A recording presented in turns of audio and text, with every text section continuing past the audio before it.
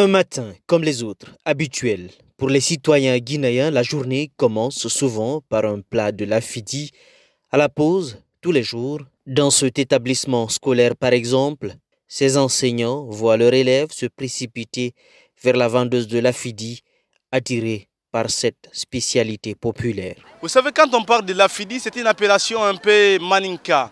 Mais quand vous partez chez les Peuls, ils vont vous parler de fouti. Si vous allez chez les Soussous, ils vont vous parler de malroulani. Mais en quelque sorte, cette nourriture est un patrimoine culturel guinéen. Donc facile à préparer, ça ne demande pas beaucoup de dépenses. Et quand vous mangez le lafidi, vous vous êtes à l'aise, ça vous transporte un peu dans un autre monde. En quelque sorte, le lafidi, on ne peut pas s'en passer. Quand vous achetez un plat de lafidi à 5 000 francs, ça vous permet de tenir toute la journée. Donc c'est différent quand vous achetez une petite miche de pain à 2 000, 3 000, 4 000, 5 000. Donc vous n'allez rien comprendre. Et vu que vous êtes là, c'est pour toute la journée que vous êtes à l'école. Le fait de manger de lafidi 5 000, 7 000, ça vous permet de tenir toute la journée quand vous buvez un sachet d'eau. C'est pourquoi quand on sonne seulement la récréation, les élèves viennent en grand nombre pour acheter. C'est pourquoi parfois même ça manque. Malafidi, un nom désormais célèbre, incarne parfaitement cette tradition. À 84 ans, elle se lève chaque matin et, après 54 ans de service, continue de vendre son lafidi, fidèle à sa passion et à son métier.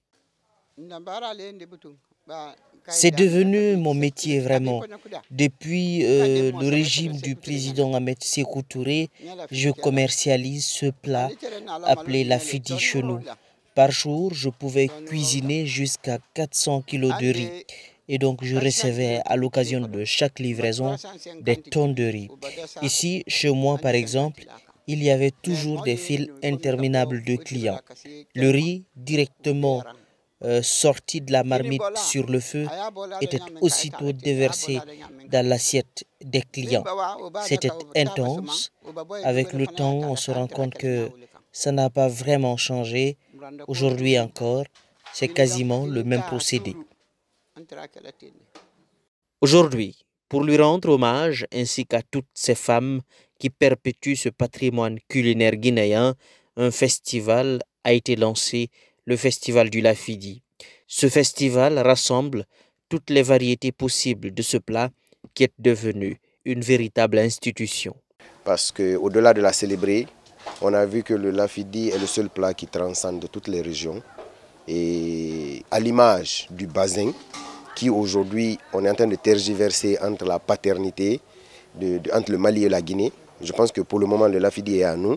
Donc on est en train de mettre ça là en avant pour que ça soit labellisé et que le lafidi soit parmi les plats inscrits dans le patrimoine immatériel de l'UNESCO. Donc c'est l'objectif maintenant. Derrière ce plat humble se cache toute une économie. Des agriculteurs aux transformateurs de produits qui rentrent dans la conception de ce plat, tous dépendent du lafidi. Il fait vivre de nombreuses familles et constitue un moteur pour l'économie locale. Parce que dans la tradition, tout le monde le sait, mais économiquement, est-ce que les gens le savent? Tout ce qui rentre dans la conception du lafidi est soit cultivé ici, le riz, et les gombo, l'aubergine, ici, avec nos paysans. Donc, favoriser l'écoulement de ces produits en mettant en valeur le lafidi. Parce que quand tu fais du lafidi, tu vas acheter du riz et ça permet aux paysans là-bas que la production marche. Tu vas acheter du gombo. Nos mères sont en train de revendre ça, tout ce qui est ingrédient du lafidi. Et ici chez nous, rien n'est exporté. Tout se cultive ici.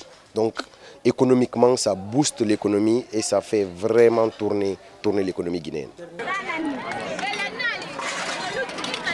La moyenne Guinée a du DAPA, mais quand tu donnes ça à une femme forestière, elle ne peut pas.